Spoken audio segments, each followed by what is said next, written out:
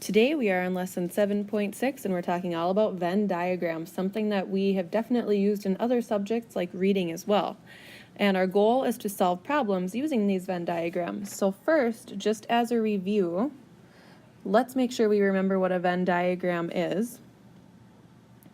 So if I have a Venn diagram, whoops, I want to make another one. I have these two circles that are overlapping. I'll have a title at the top to look at. And then we know that the information in the middle means that it's something they have in common. And then that each side over here, they have things that are different, whatever it is that we're talking about, whether it's the favorite color or whatever, anything like that. Moving into Venn diagrams with math, we are on Math Journal page 264. We're going to go ahead and take a look at our math message up here. The Venn diagram below shows the factors of 20 and 30. So we see the title, that we have a nice title for our Venn diagram, and then we can see that one side we have the factors of 20, one side we have the factors of 30, and then in the middle we have the factors that they both have in common. Which numbers are factors of 20 but are not factors of 30? So to find that information, I would not look in the middle because those factors also have 30 or are also can go into 30. So I'm going to be looking over here just at the factors of 20.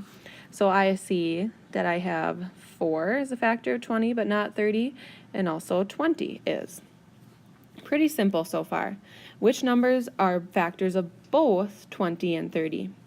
For this one, I would look in the middle, and I can see that I have 1, 2, 5, and 10, because those are found in that middle section of my Venn diagram. I know that they have both.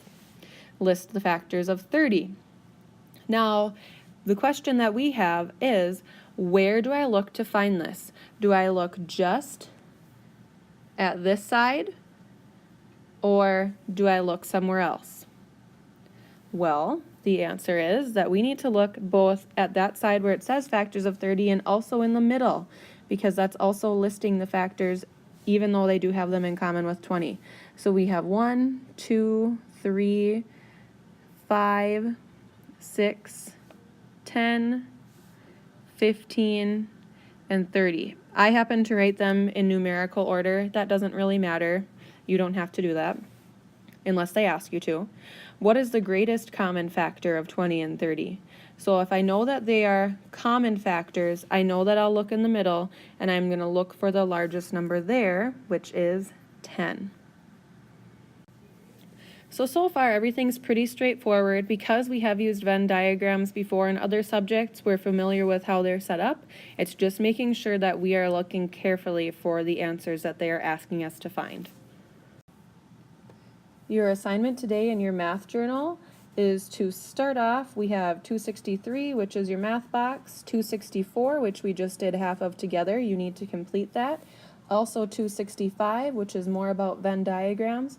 And we're reviewing some tree diagrams on page 266. So 4 pages today, but very reasonable length of those pages. So you will be just fine completing those. On IXL today, we're going to do a little review, and this comes up in our work today, but you're not actually doing these things. We're going to review finding factors, which is E4. Also finding the greatest common factor, which is E7. And then finding the least common multiple, which is E8. So just a bit of review as we're at this point in the year. There's my funky little 8. All right, with that, you should know what to do, and go right ahead.